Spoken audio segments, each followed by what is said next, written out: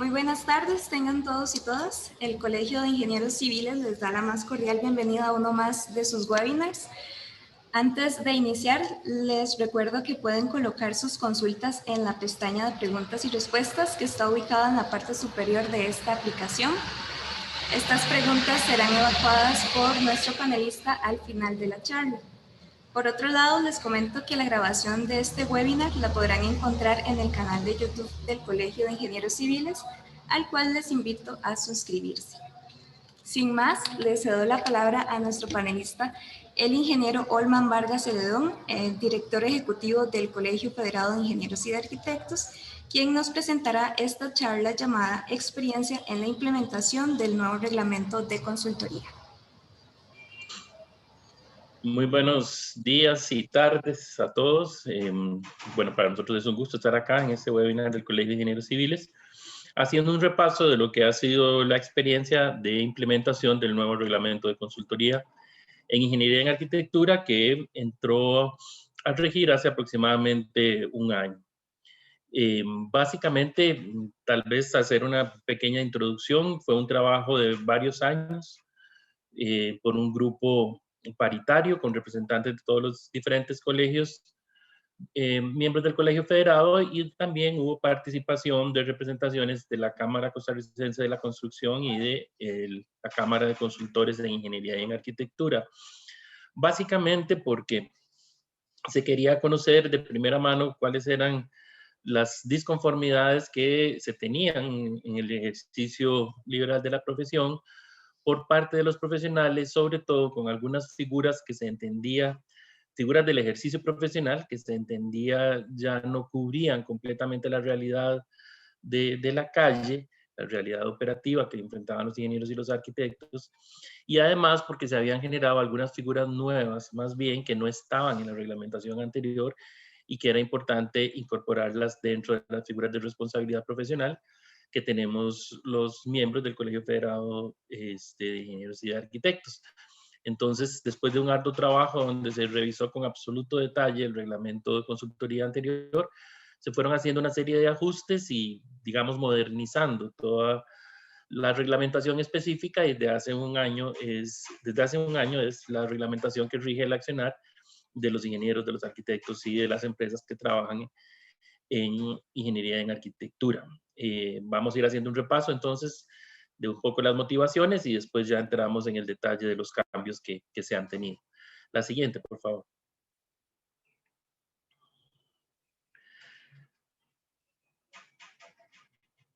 Básicamente, como les indicábamos, el reglamento actual obedece a una serie de condiciones que han sido superadas, ¿verdad? Que superaron las condiciones que teníamos antes con el pasar del tiempo.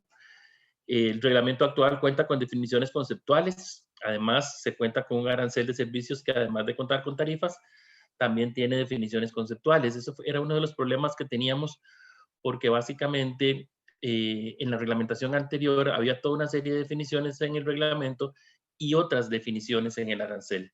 Entonces lo que hicimos fue retrotraer a este reglamento todas las definiciones, y ahora se está trabajando en un nuevo arancel que en el momento en que salga va a ser solo arancel, de tal manera que vamos a trabajar de una manera más ordenada, con un reglamento de consultoría donde están todas las definiciones y las descripciones de las figuras de responsabilidad profesional, y un arancel donde están únicamente tarifas.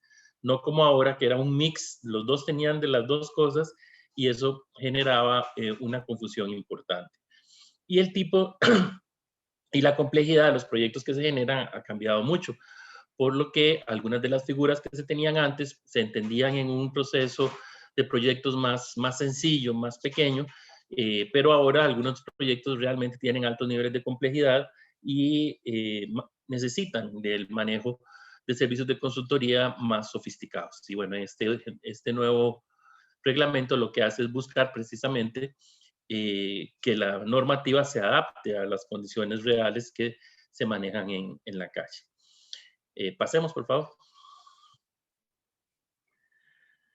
El objetivo básicamente entonces es regular la contratación de los servicios de consultoría, como pueden ver ahí, de manera que estos se fundamenten en los principios éticos y profesionales y que además cubran de manera adecuada el pago de una justa remuneración. Para lograr el objetivo, entonces el reglamento define los distintos servicios profesionales de consultoría e incluye algunas normas específicamente sobre los aspectos de la relación cliente-profesional, de la relación entre profesionales miembros del CEFIA y además el alcance específico de los servicios profesionales de consultoría. Pasemos. Para que ustedes vean el largo proceso que fue llegar a esta modernización, porque fueron muchas sesiones de trabajo, muchas sesiones de revisión de documentos, de buscar cuáles habían sido las justificaciones para que en el reglamento anterior se hubieran ubicado una determinada cantidad de cosas. Se inició con un proceso en el 2016, se inició originalmente cambiando únicamente el artículo 17 del reglamento de consultoría, que era el artículo que más, digamos, molestaba a los miembros. Después de que se aprobó el artículo 17, se decidió, el nuevo artículo 17, se decidió que había que ir más allá y hacer una revisión integral de todo el reglamento de contratación, sobre todo porque incluso ya el artículo 17 quedaba en alguna medida inconsistente con algunos de los artículos anteriores del anterior reglamento. Y a principios del 2017 inició entonces el trabajo de la comisión que iba a hacer esa revisión integral del reglamento. Esa comisión trabajó a lo largo de año y medio aproximadamente. Se elevó a la Junta Directiva General en octubre del 2018 ya una propuesta del nuevo reglamento. Se genera una comisión permanente sobre el nuevo reglamento ya para que esa comisión permanente tenga la responsabilidad de estar haciendo revisiones periódicas y no dejar, como en esta oportunidad, que hubiesen pasado tantos años, aproximadamente más de 30 años, con un reglamento que prácticamente no tuvo cambios hasta ahora. Y a principios del 2019 se envió a la aprobación de la Asamblea de Representantes ya la propuesta del nuevo reglamento. Pasó por algunos ajustes en Asamblea de Representantes, incluso se devolvió para que se hicieran algunos cambios, pero finalmente en octubre del 2019 se publicó el nuevo reglamento que originalmente entraba en noviembre del 2019 a regir, pero que después se prorrogó a febrero del 2020 y es el año que estamos cumpliendo. Ya en febrero del 2020 se inició su ejecución y tenemos un año de tenerlo ya en uso diario. Pasemos, por favor. Bueno, como dijimos antes, la comisión estuvo conformada por representantes de los 5 colegios miembros, de la administración del Colegio Federado y también con representantes de la Cámara Costarricense de la Construcción y de la Cámara de Consultores en Ingeniería y en Arquitectura. Pasemos. Vamos a ver entonces ahora los detalles del nuevo reglamento. Primero vamos a hacer una comparación de capítulos. Dele otro clic, por favor, para que... No, hacia adelante más bien. Disculpe. Ahí sí, exactamente. Para que ustedes tengan una idea general, ya vamos a entrar a nivel de detalle, pero vamos viendo qué tenía el reglamento anterior y qué tiene el reglamento ahora vigente, para que ustedes tengan entonces una idea de los cambios a nivel conceptual. Los 3 primeros capítulos son relativamente parecidos. Los 2 primeros son los principios generales y la definición de conceptos. A nivel de capítulo queda igual, aunque tuvieron algunas variaciones. Ya el capítulo 3 varía. Antes se llamaba de los servicios de consultoría, ahora se llama relaciones contractuales. Y se recupera un capítulo 4, que es el de los servicios de consultoría, y se agrega un capítulo 5, que es otros servicios de consultoría en ingeniería y en arquitectura. Porque el reglamento anterior estaba muy hecho específicamente a lo que era el proceso constructivo en sí. Ahora es un reglamento más conceptual, más general, incluye incluso lo que nosotros llamamos los procesos no constructivos. Las consultorías, por ejemplo, que se hacen en fábricas, en estudios de ambiente, de tránsito, etcétera, ya todo eso pasa a ser parte de este reglamento y que antes estaba muy enfocado específicamente en lo que era el reglamento específicamente del proceso constructivo. Entonces, como ven, ahí se agregaron 2 capítulos nuevos, el 3, relaciones contractuales, y el 5, otros servicios de consultoría de ingeniería y arquitectura. El capítulo 4 de antes, de las bases para la remuneración de los servicios de consultoría, queda igual, con cambios, pero se mantiene el concepto, al igual que el capítulo 5 de las cláusulas contractuales, que ahora se convierte en el capítulo 7. Pasemos. Vamos ahora sí, en ese contexto, a ver los cambios específicos. Entonces, en el capítulo 1, principios generales, se incluye la relación entre profesionales, que eso antes estaba apenas indicado. Aquí ya hay un detalle mucho mayor de cómo debemos de relacionarnos los profesionales cuando trabajamos de manera conjunta. Se elimina el artículo de mantenimiento menor, se pasa a otro capítulo y se amplía. Ahora vamos a hablar un poquito más en detalle del mantenimiento menor, pero son esas obras para las cuales no se necesita la participación obligada de un ingeniero o de un arquitecto. Son esas obras que son obras relativamente sencillas y que no necesariamente participa un profesional. Por ejemplo, un cambio de piso, un cambio de cielo raso, muretes pequeños y una serie de obras que están ahora explícitamente detalladas y que se ampliaron y se pusieron en otro capítulo. Y se elimina la definición de servicios profesionales de consultoría como tal, porque ahora se distribuye en varias definiciones al respecto. Pasemos. En el capítulo 2 se generan una serie de definiciones específicas para conceptos y hay algunas definiciones nuevas que siempre habían generado algún tipo de problema. Entonces ahora está lo que es el acta de recepción de la obra, está también el acto de recepción de la obra, que no es lo mismo, una cosa es el acto y otra cosa es el acta, tienen formalidades diferentes, lo que es una ampliación, lo que es un servicio de calidad, la definición del cliente, lo que es un contratista, la definición de contrato, especificaciones técnicas, lo que es un estándar de calidad y la definición del coordinador de proyecto, que es una definición nueva que antes no existía. Pasemos. Honorarios profesionales, ingeniería de valor, que ya se había incorporado en el reglamento anterior como un adicional y que es muy importante porque en los proyectos actuales hay mucha ingeniería de valor, la definición de margen de tolerancia, planos finales, consultor, empresa consultora, proyecto, reconstrucción, responsabilidad profesional y servicios profesionales de consultoría. Como ustedes pueden ver, a nivel de definiciones hay una gama muchísimo mayor ahora que la que teníamos antes, y se generan, por ejemplo, algunas figuras nuevas, como novedosas, como el coordinador de proyecto, que es esa persona que un cliente busca porque es su amigo, porque es su familiar, y que no necesariamente él está relacionado con las responsabilidades profesionales del proyecto, pero él sí, por la amistad que tiene o por la búsqueda específica que alguien le hace, él se encarga de formar un equipo consultor, que es el que va a llevar las responsabilidades del proyecto, y por eso ahora se le da la posibilidad incluso de cobrar un honorario particular. Pasemos. En el capítulo 3 de las relaciones contractuales se define el concepto de relación entre cliente y consultor. Ahora se le ponen aquí algunas responsabilidades a los clientes que antes no existían. Ahora el cliente tiene responsabilidades específicas bien delimitadas.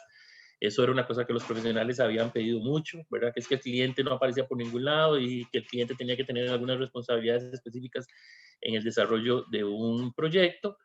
Y entonces, a partir de esa nueva redefinición del concepto de la relación entre el cliente y el consultor, se definen entonces las responsabilidades de cada uno y además se redefine la relación entre los profesionales, sobre todo por la generación de algunas figuras nuevas, como vamos a ver más adelante.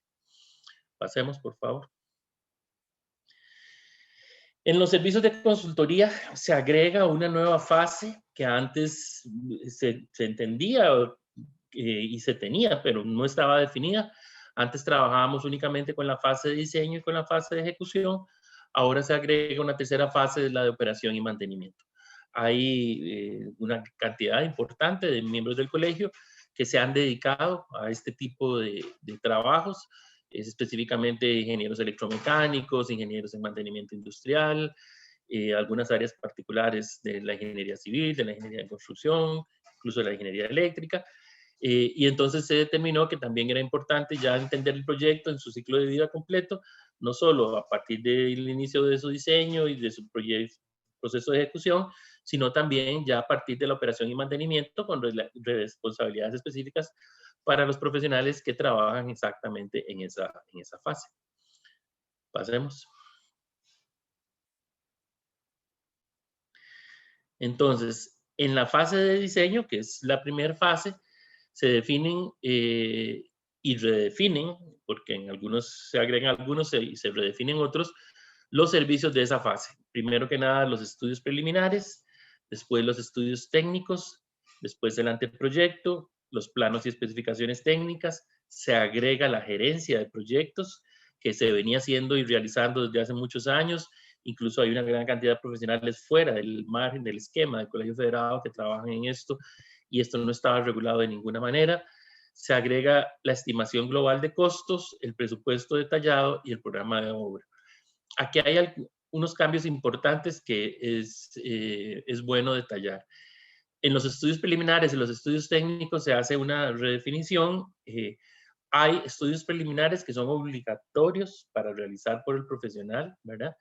El profesional tiene necesariamente que ir a buscar, por ejemplo, en las municipalidades cuáles son las condiciones del plan regulador, cómo está dado todo ese tipo de relaciones, los retiros, todo ese tipo de cosas. Pero además puede ser que dependiendo del proyecto en específico se necesiten estudios técnicos adicionales que podrían no haber estado contemplados, como por ejemplo el estudio de suelos, puede ser dependiendo de la capacidad que se vea que tiene el terreno, o algunas relaciones, estudios directamente que por taludes o por diferentes condiciones particulares, que son, y así se establece ahora, estudios técnicos reembolsables, en el sentido de que si el profesional considera que es una necesidad de hacerlos, es que no estaban dentro de la contratación original. Como dijimos antes, se genera la figura de la gerencia de proyectos, y desde el punto de vista de presupuestos se hace también una variación importante. Anteriormente había presupuesto general y presupuesto detallado, no obligatorio ninguno de los dos, y con tarifas diferenciadas, un 1% para el presupuesto detallado, un 0.5% para el presupuesto global. Ahora aquí se establece la obligatoriedad del presupuesto global, que aquí se le llama estimación global de costos. Es la única de las condiciones que, a pesar de que está de manera obligatoria en el reglamento, todavía no ha empezado a funcionar. ¿Por qué? Porque está sujeta a que salga el nuevo arancel de tarifas. Como les dije, posteriormente a la publicación de este reglamento de consultoría, la misma comisión que revisó y que sacó este reglamento está abocada ahora a hacer un nuevo reglamento, un nuevo arancel tarifario. Me imagino que algunos de ustedes han visto que incluso por el CEFIA Mail se les han enviado encuestas. Es más, pronto les vamos a mandar una tercera encuesta, ya han salido 2, y con base en lo que los profesionales nos contestan en esas encuestas y la revisión que se está haciendo de todo el manejo arancelario que tiene el Colegio Federado establecido, se va a hacer una propuesta de nuevo arancel y necesariamente tendrá que ser publicada mediante un decreto ejecutivo. En el momento en que entre ese arancel a funcionar, pasa, ahora sí, la obligatoriedad que está incluida en este reglamento de consultoría a hacer, perdón la redundancia, obligatoria la estimación global de costos. Lo que se quiso es que ya no pase eso de que el profesional le da al cliente a veces un presupuesto muy aproximado porque no estaba en el pago de los servicios básicos, sino que ahora obligadamente él tiene que hacer un presupuesto global que ya lleve algún nivel de certeza y de detalle, y tiene el derecho de cobrarlo. Y eso pasa a ser un cambio importante en este nuevo esquema. La programación de obra y la asesoría para licitación y adjudicación, parte de los servicios que están definidos en este capítulo 4. Pasemos. Establece como servicios obligatorios para un proyecto. De todos esos anteriores son obligatorios los estudios preliminares, como dije antes, no los estudios técnicos, ¿verdad? Los estudios técnicos saldrán en la necesidad específica de cada proyecto. Lo que sí se establece es que si se tienen que hacer esos estudios son reembolsables por parte del cliente, pero obligatorios son los estudios preliminares, el anteproyecto, los planes y especificaciones técnicas y, como explicamos, la estimación global de costos, que se aplicará, como dice ahí, de manera obligatoria en el momento en que se apruebe el nuevo arancel correspondiente. Pero ya queda la obligatoriedad escrita en este reglamento de consultoría, únicamente a la espera de que salga el nuevo arancel. Pasemos. Además, se establece un transitorio de contenido mínimo en plano general hasta que se genere una guía pormenorizada. Una de las grandes discusiones y que llevó de varias sesiones era si se generaba dentro de este reglamento un detalle de qué tiene que llevar un plano. Eso llevó a un proceso que cada vez se hizo más complejo, porque bueno, ¿qué tiene que llevar un plano? Dependiendo del plano, dependiendo del proyecto. Entonces, si es un proyecto de este tipo, tendrá que llevar tales y tales láminas, ¿verdad? O diseños, no sé, el diseño de cimentaciones, el diseño eléctrico, el diseño mecánico, el diseño estructural. Ah, pero si es un plano de este otro tipo de proyecto, de un aeropuerto, tendrá que llevar entonces también el diseño del pavimento y el diseño, y si es un plano de otro, y se fue haciendo un árbol de probabilidades bastante grande. Eso hizo llevar a que la comisión definiera finalmente que no tenía sentido incorporar dentro de este reglamento, que es un reglamento regulatorio, como su palabra lo dice, una gran cantidad de detalle, que sí puede ser todo lo que deben incorporar los diferentes proyectos en los planos particulares de cada uno. Entonces se decidió ese documento hacerlo por aparte, ¿verdad? Que se va a llamar la guía detallada de planos, donde ahí sí, dependiendo del tipo de proyecto, viene todo lo que tiene que llevar cada juego de planos particular. Es un trabajo que se está haciendo actualmente en los colegios miembros. Cada colegio miembro está analizando desde su punto de vista cuáles son los planos o los sistemas que tienen que estar diseñados en un juego de planos según diferentes tipos de proyectos. Ya hay 3 colegios que han entregado el documento, hay 2 colegios que estamos a la espera, pero esperaríamos que en algún momento del año ya tengamos esa guía pormenorizada que va a incluir el detalle de lo que tiene que llevar cada proyecto específico y que es un complemento a este reglamento de consultoría. Y otra cosa muy importante en el capítulo 4, tal vez la más importante, es que redefine los servicios de ejecución y genera 2 nuevas figuras. Lo que se llama el responsable de la ejecución del proyecto, lo que se conoce como un REC. Ahora, si hay un responsable de la ejecución del proyecto, es obligatorio el servicio de inspección. Se mantiene la dirección de obra, que es lo que antes se llamaba dirección técnica, y se agrega también la gerencia de proyectos. Voy a detenerme aquí un poquito en detalle porque esto es de lo más importante. ¿Cómo está planteado conceptualmente el esquema que está en el reglamento de consultoría? Para proyectos pequeños en general, porque ese es el concepto, se trabaja con la dirección de obra. Quiere decir que no hay un profesional inspector como tal, sino que el mismo profesional que asume la responsabilidad de dirigir la obra, él asume la responsabilidad de que esa obra quede bien, ¿verdad? Eso es para casas pequeñas, para proyectos relativamente pequeños, hasta cierto nivel, donde un único profesional se puede hacer cargo de todo. Eso se mantiene, ¿verdad? Un profesional puede tener un director de obra que es el único responsable de la ejecución de ese proyecto. Ya para proyectos de cierta envergadura y tomando en consideración lo que pasa en la actualidad, sobre todo con los proyectos grandes, donde hay muchos profesionales involucrados, ahora es diferente. En lugar de funcionar con un director de obra, funciona con 2 profesionales básicos. El responsable de la ejecución de la obra, que es lo que llamamos el REC, que normalmente se entendería que es el responsable de la empresa constructora. La empresa constructora asume un proyecto grande, un cine, un centro comercial, una iglesia, un estadio, lo que ustedes quieran, y pone un responsable de la ejecución de esa obra, cuya responsabilidad es, primero que nada, construir esa obra según como está establecido en los planos. Y obligadamente el cliente pone un inspector, que es su representante y que es el que va inspeccionando cómo se va realizando la obra. ¿Qué diferencia hay con respecto al sistema anterior? Que anteriormente el inspector era un representante del cliente, pero la responsabilidad total estaba sobre el director técnico. El director técnico de la obra era el que asumía las responsabilidades. Y si un inspector le decía haga esto o haga lo otro, era su decisión si lo aceptaba o no.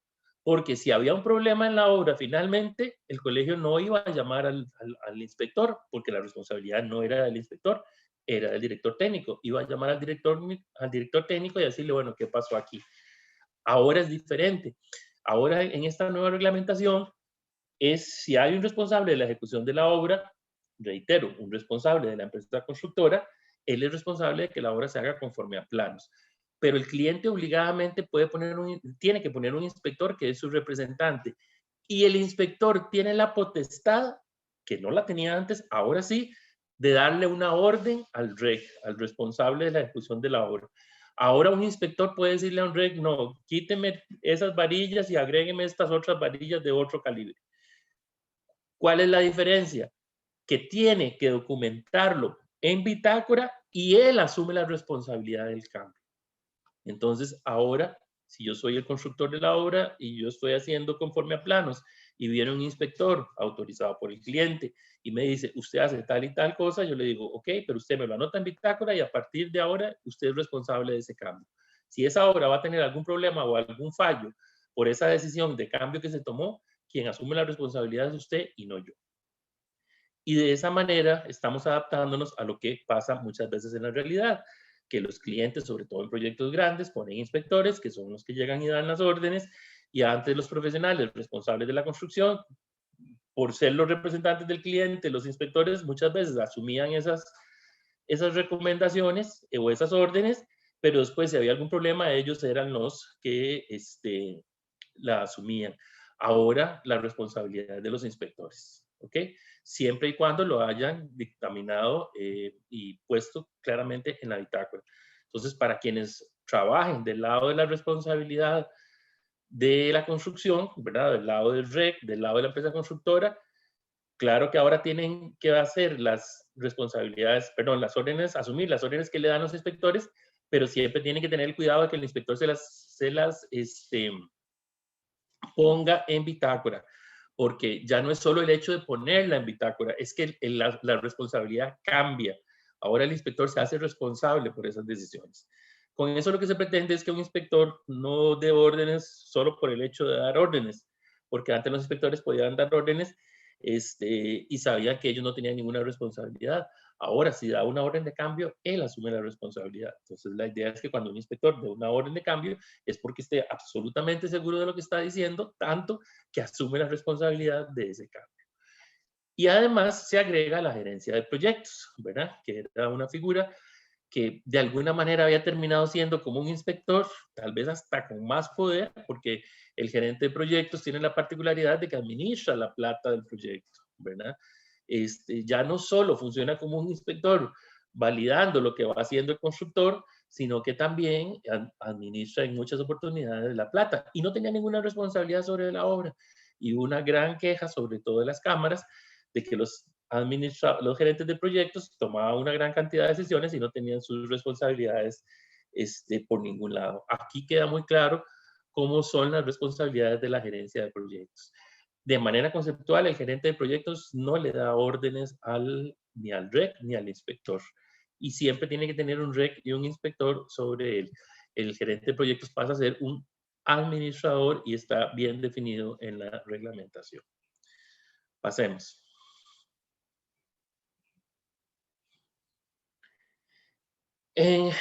Lo mismo que les explicaba, ahora resumido. Entonces, ¿cuáles son los esquemas de ejecución que tenemos?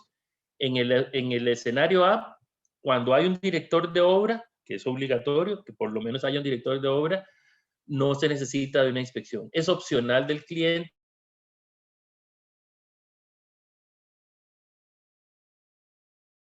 si pone un inspector o no. En el escenario B, cuando son proyectos medianos a grandes, entonces hay un REC, un responsable de la ejecución de la obra, que como dije antes, normalmente es el representante de la empresa constructora, y hay un inspector. Cuando digo un inspector, puede ser varios inspectores, ¿verdad?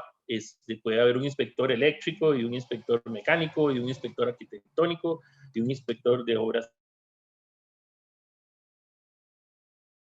civil o de obra estructural. Pueden haber inspectores en cada una de las áreas del ejercicio. Igualmente pueden haber responsabilidades de la ejecución de obra en cada una de las áreas de ejercicio. Y como opcionales está la gerencia de proyectos, ¿verdad? Que esa figura, como dijimos antes, no asume la responsabilidad técnica y no puede girar órdenes directas relacionadas con la construcción de la obra. Él puede girar órdenes directas relacionadas con la administración de la obra, que no es lo mismo. Para eso sí está autorizado, pero no para órdenes sobre la construcción, porque para eso están el REC y el inspector o, en su defecto, el director de obra. Y además se genera, como dijimos antes, la figura del coordinador de proyecto, que es en proyectos específicos. Eso lo habían pedido muchos profesionales que decían, mire, es que yo soy, no sé, ingeniero topógrafo, y no me voy a hacer cargo del proceso constructivo como tal. Pero mi amigo, ¿verdad? Mi primo, hermano o mi amigo me busca y me dice, mira, yo de eso no sé nada, yo necesito que vos me ayudes, buscame un equipo consultor, buscame un arquitecto diseñador, un ingeniero en construcción, un ingeniero civil que me pueda hacer la obra. Y dice, y entonces yo termino trabajando, termino consiguiendo el equipo, termino haciendo los contratos con ellos, termino casi validando el trabajo que ellos hacen, y no recibo ningún tipo de remuneración por eso. Bueno, ahora se genera esa figura del coordinador y se le autoriza una remuneración por ese servicio, digamos, de consultoría que le está dando a un determinado cliente. Pasemos. La inspección de obra, entonces, así como la inspección, según sea la contratación, mantienen la regularidad de una visita cada 7 días naturales, exactamente igual que estaba en el anterior para el director técnico. Aquí se agrega para la inspección. Ahora el inspector ya no va cuando quiere, ahora tiene que ir al menos una vez a la semana. Y también se describen los trabajos en el capítulo 4 de operación, mantenimiento y conservación y reparación menor. Y aquí se es explícito, se dice cuando hay trabajos que no necesitan de un profesional. Es importante que ustedes lo vean, que ustedes lo lean. Ya muchas municipalidades les ha gustado el esquema y están adoptando esto en lugar de aquellos famosos reglamentos municipales de que la obra menor era de menos de 30 metros o de 40 metros. Eso ya no existe. Eso cambió con la ley de construcciones, que varió hace un poco más de 3 años, y se pasaron las obras menores a menos de 4 millones de colones para efecto de las municipalidades, con excepción de cualquier obra que tenga un cambio en el sistema eléctrico o en el sistema estructural. Independientemente de que sea menos de 4 millones, si tiene un cambio en el sistema eléctrico o en el sistema estructural, eso tiene que ir firmado por un profesional del Colegio Federado, y esto ya está adaptado exactamente a esta condición. Y además, ya aquí en las obras menores, no solo quedaron las obras menores, digamos, de procesos constructivos, de inmuebles, ¿verdad?, de casas, etcétera, sino que se agregan también obras menores en obras eléctricas, en obras hidráulicas, en obras sanitarias y en obras viales. Entonces, este es un capítulo bastante importante. Es importante que los profesionales lo conozcan, cuáles son esas obras menores que no necesita ya de pasar por un plano por el colegio, por la municipalidad, y que se pueden hacer directamente. Hay municipalidades que sí han mantenido este concepto, pero siempre pasando por la municipalidad, ¿verdad? Bueno, ya usted no necesita pasar por el colegio, pero si va a hacer un cambio de piso, un cambio de cielo raso, o va a cambiar, o va a hacer limpieza de cunetas, eso sí tiene que venir a inscribirlo a la municipalidad. Bueno, eso es parte de las competencias municipales y ellos todavía pueden determinar esas cosas según cada municipio. Pasemos. En el capítulo 5 se establece la fiscalización para este tipo de servicios, que era algo que no existía antes, y se describen estos servicios, ¿verdad?, lo que se llaman otros servicios de consultoría, como aquellos servicios que no están relacionados con la construcción de obras. Esto es también un cambio muy importante de este reglamento, que ya incluye todos esos servicios que no necesariamente tenían que ver con procesos constructivos, y que los profesionales hacen mucho. Profesionales ingenieros industriales hacen mucho de esto en trabajos de empresas internos, o profesionales que trabajan en ingeniería ambiental, que hacen estudios, o profesionales que trabajan en ingeniería vial, que hacen estudios y que no necesariamente implican procesos constructivos. Todo este tipo de servicios están ahora ahí. Incluso se incluye en el reglamento de consultoría una lista de servicios para orientar cuáles son todos esos servicios, aunque incluso se indica que pues, no son los únicos, pueden haber otros, pero bueno, por lo menos para dar un orden y una idea a los profesionales de cuáles son estos servicios no constructivos, ahí están incluidos. Se introduce, como ya explicamos, la figura del coordinador de proyecto, y implica también el reglamento de consultoría cómo deben ser los contratos que se deben dar cuando se utiliza la figura del coordinador de proyecto. Porque sí hay algunas obligatoriedades, porque no queríamos que pasara de que después un cliente le dice al amigo, como dijimos antes, bueno, sea usted el coordinador va y contrata a los profesionales, y después el cliente le dice, no, ya yo no voy a hacer el proyecto, y los profesionales, de ahí, ¿a mí quién me paga? ¿Verdad? Porque el coordinador era solo el coordinador, no era el cliente. Entonces, cuando se utiliza la figura de coordinador de proyecto, sí hay responsabilidades específicas para el cliente de que él asume los gastos y los trabajos que puedan haber hecho los profesionales que están subcontratados por el coordinador. En todo eso se pensó y en todo eso se incorporó. Pasemos.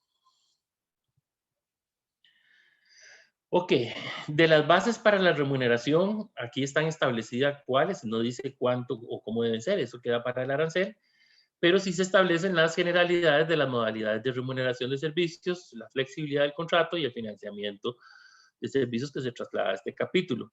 Entonces, se mantienen los conceptos de que hay diferentes tipos de remuneración. Está la remuneración fijada por tarifa, ¿verdad? ¿Qué se remunera por tarifa? A lo que se le puede calcular de previo el costo. Para decirlo de alguna manera, lo que tiene planos. Si usted va a hacer una carretera y tiene planos y puede calcular el costo, eso se remunera por tarifa. Si usted va a hacer un edificio y tiene planos y le puede calcular el costo, eso se puede hacer por tarifa. Si usted va a hacer una casa y puede hacer los planos y le puede calcular el costo, eso se calcula por tarifa. ¿Qué no se calcula por tarifa? Las cosas que usted no puede hacer planos previos y no tiene una idea exacta del costo. Usted va a hacer un estudio de impacto vial y depende de la cantidad de horas que usted aplique o de las personas que tengan que subcontratar. Pero cuando usted llega hay muchos más carros de los que pensó o menos carros. Entonces, usted no podía tener de previo exactamente cuánto iba a ser el costo. Entonces, eso no se remunera por tarifa, se remunera por otro tipo de cosas, por otro tipo de sistemas. ¿Como cuáles? Como el precio global. Usted dice, bueno, yo le hago ese estudio y le cobro tanto, un único monto. O le hago ese estudio y le cobro todos los gastos directos y a eso le aplico un 15% de honorario, ¿verdad? O le hago todos los gastos directos, los indirectos, pero hay gastos reembolsables y le aplico un honorario. O le hago el trabajo por horas. Yo le hago ese estudio de impacto ambiental, pero le voy a cobrar tantas horas, las horas que yo utilice y vamos a definir entonces un precio sobre el precio mínimo que tiene la hora profesional, vamos a establecer un precio por hora profesional. Entonces, se incluyen aquí todas esas diferentes maneras de cobrar que no es necesariamente por tarifa. Pero todo lo que sea que tenga un plano y que yo le pueda estimar el costo, eso se cobra por tarifa. Y además, un cambio importante es que ya el gasto reembolsable del tiempo improductivo, eso se incluye. O sea, si yo tengo que trasladarme a Guanacaste a ir a hacer un estudio determinado, ese tiempo de traslado a Guanacaste, eso ahora se incluye, ¿verdad? Hay un límite, creo que eran, si la memoria no me falla, 20 kilómetros, de que yo no puedo cobrar eso como un gasto reembolsable, pero después de esos 20 kilómetros, ya ahora sí, todo ese tiempo, el cliente tiene la obligación. Pasemos.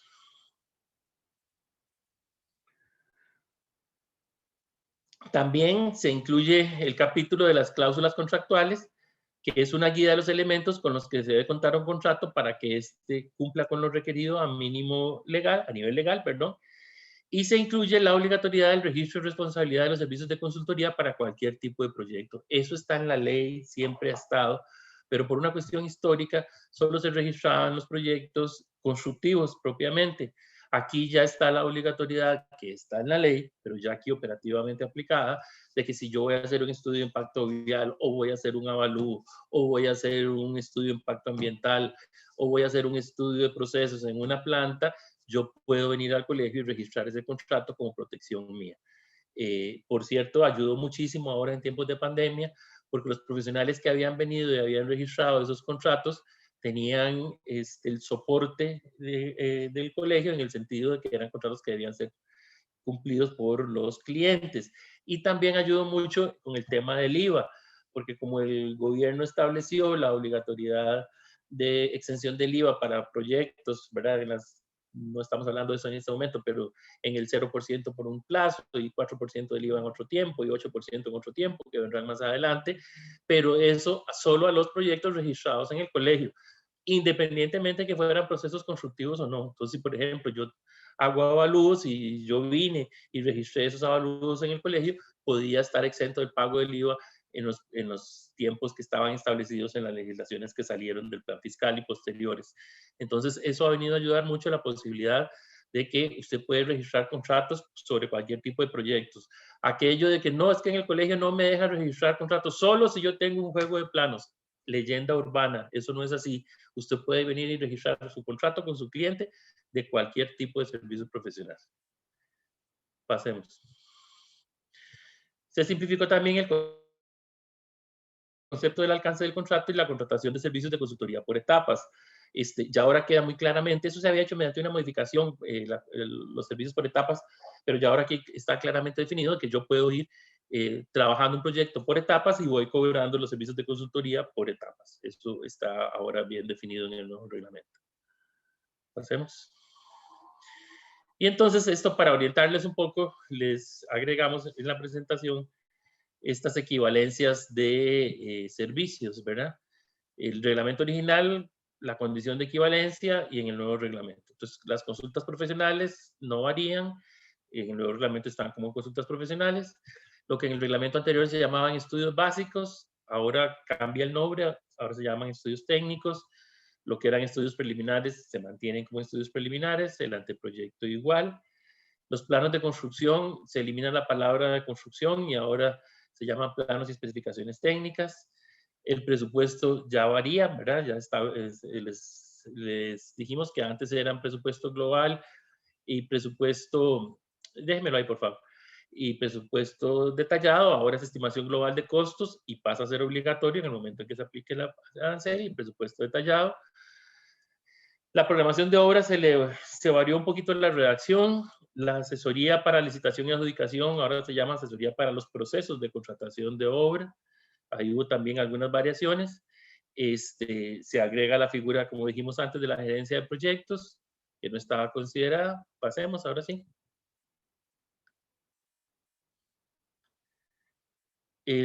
La supervisión como tal se elimina y sí queda la inspección, pero ahora la inspección obligatoria cuando hay un responsable de la ejecución del proyecto y con la posibilidad de dar órdenes siempre y cuando asuma la responsabilidad de la orden el director, el inspector.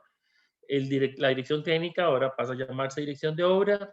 Lo que era administración ahora pasa a estar incluido dentro del responsable de la ejecución de la construcción.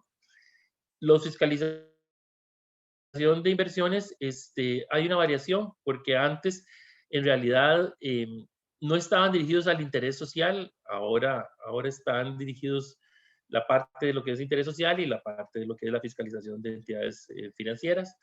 Pasemos. En otros servicios, antes prácticamente no había casi ninguna mención de ellos, ahora sí se establece la operación, el mantenimiento, los trabajos de reparación y conservación menor y los servicios de consultoría no relacionados con construcción de la obra. Esta es una de las partes que más cambia con una parte nueva. Y ahora se agrega también la coordinación de proyecto como un servicio nuevo que antes no existía. Pasemos. Eso llevó a hacer algunos ajustes en el contrato del APC. Pasemos. Ustedes, bueno, en el contrato del APC institucional, ¿verdad? Ustedes saben que ahora el APC, nosotros le llamamos el ecosistema APC, que en realidad son 3 APC diferentes. El primer APC, que es APC requisitos, que es donde usted puede sacar documentos previos, ¿verdad? Como disponibilidad de agua, uso de suelo en algunas municipalidades, retiros de obras viales, etcétera. Este es el APC requisitos. El APC institucional, que es el que estamos viendo, que es el trámite ante el colegio y ante las instituciones públicas, y el APC municipal, que es el trámite ante las municipalidades del país. Entonces, aquí hubo cambios específicos porque ya todas esas figuras nuevas que se agregaron ya aparecen aquí. Ya entonces aparece la inspección y que pasa a ser obligatoria cuando hay un REC. Aparece el REC, el responsable de la ejecución de la obra. Aparecen en otros servicios el coordinador de proyecto, el proyecto de levantamiento, los servicios de consultoría no constructivos, proyectos con plano en tipo, la gerencia de proyectos. O sea, ya aparecen en el contrato toda una serie de nuevas figuras. Pasemos. Y ya para finalizar, los aranceles todavía no han tenido cambios. Como les dijimos, ya tenemos una comisión trabajando que tiene un año de estar trabajando en eso y de verdad que muy intensamente, pero están en un proceso de revisión absolutamente detallado, van a sufrir cambios, incluso el esquema conceptual del arancel, pero todavía, mientras tanto, no cambia. Las figuras nuevas, que eso es una pregunta importante, las figuras nuevas que se generan no tienen todavía un porcentaje definido, ¿verdad? La gerencia de proyectos, el REC, no tienen un porcentaje definido porque eso solo se puede definir en el arancel. Y el arancel tiene que ser por decreto ejecutivo porque afecta a terceros. Eso quiere decir que tiene que ser, no es solo emitido por el colegio, sino tiene que ser emitido por el gobierno central. Entonces, mientras no exista esa nueva propuesta de arancel de la que les estábamos hablando, las figuras nuevas quedan al arbitrio, a la libre contratación. Y lo digo con toda claridad.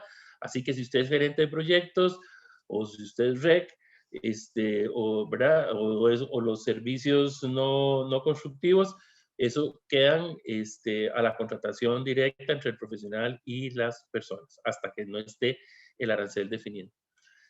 Aquellos servicios que no están definidos en el arancel temporalmente quedarán sujetos a negociación con el cliente, ahí está muy claro.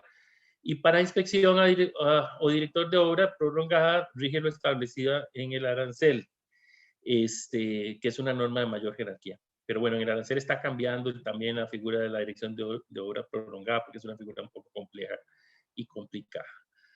Pasemos, no sé si terminamos por ahí. Sí, eso es, bueno, esa es la presentación que les teníamos y no sé si hay algunas preguntas. Sí, por acá tenemos unas consultas. Que si quieres las voy leyendo, aquí las estoy viendo. Ok, perfecto. Dice Kenneth Valverde, ¿cómo se regula el cobro del servicio del REC? Dado que no está incluido en el arancel, en este momento es de negociación directa entre el profesional y el cliente. Saúl Trejos, ¿nos pueden enviar la presentación? Claro, con muchísimo gusto, no hay ningún problema. Aquí las chicas de civiles tienen la información de quiénes se inscribieron y ellas se las pueden enviar. Sería bueno definir qué es un proyecto pequeño, dice David José Soto. ¿Dónde se están haciendo las diferenciaciones entre el REC, director de obra y profesional que hace las inspecciones? ¿Cuántos metros cuadrados o cómo se define ese proyecto pequeño? Esa es la pregunta de los 5.005. Se discutió mucho si se establecía esa diferenciación, ya fuera, obviamente había dos posibilidades, por lo menos primeras. Una era por metros cuadrados, como lo está planteando ahí David Josué, o la otra era por costo de la obra. Pero después de muchísima discusión, se quedó de que por ahora eso mejor quedaba para el arancel y por ahora no hay una diferencia. ¿Quién decide si utiliza un director de obra o si utiliza un REC y un ¿cómo se llama? Y un inspector? El cliente. En este momento y hasta que no salga el arancel, el cliente es el que decide. Claro, yo entiendo la pregunta de David y la comparto. Sería más fácil decir, bueno, hasta cierto tamaño es un director de obra, a partir de cierto tamaño va con el esquema REC inspector. Pero por ahora y hasta que no estuviera el arancel definido, se decidió que queda en manos del cliente si él va a trabajar con un director de obra o si va a trabajar con la alternativa REC inspector. Dice también David Josué, también sería bueno que brinden un correo similar para evacuar cualquier tipo de dudas respecto a este tema, que como mencionó Goldman es complejo y se ha presentado para confusión. Sí, es un tema complejo, tiene toda la razón. Cuando les enviemos la presentación, ahí nosotros le vamos a dar un correo a la muchacha para que ella se los incluya, donde ustedes pueden hacer consultas. ¿Ya está funcionando el APC requisitos? Sí, ya está funcionando para el espectador anónimo. Ya está funcionando. ¿Qué particularidades tiene? Que, por ejemplo, el uso de suelo lo estamos incorporando en 2 municipalidades donde usted puede pedir el uso de suelo directamente por el APC requisitos, pero todavía son 22, ¿verdad? Cada vez vamos a ir incorporando más y más. Ya hay sistemas que se pueden solicitar, por ejemplo, la disponibilidad de agua en el AIA, pero todavía no en las asadas. Entonces, si es en el AIA, sí puede utilizar APC requisitos. Si es en asadas, todavía no, hay que ir a la asada correspondiente para disponibilidades de agua.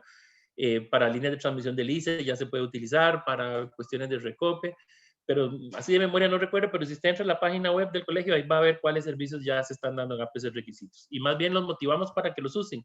Todavía no los está utilizando mucha gente y son súper cómodos y le evitan a uno tener que ir a la institución. Bueno, no sé si por ahí habrá alguna otra pregunta. Esas son las que estoy viendo por acá. Con gusto. Bueno, si no tenemos otra pregunta, me imagino que tienen hambre porque por la hora. Y de verdad, darles muchísimas gracias. Un gusto, espero haberles aclarado algunas cosas. Como aquí las compañeras de civiles tienen la lista, nosotros le vamos a decir a ella que les manden la presentación y les vamos a agregar un correo donde ustedes puedan hacer consultas, así como nos preguntó David Soto. Muchísimas gracias de nuestra parte. Muchísimas gracias, don Juan. A los participantes les agradecemos completar la encuesta que les va a aparecer en pantalla. Bueno, gracias a todos. Nos despedimos. Chao.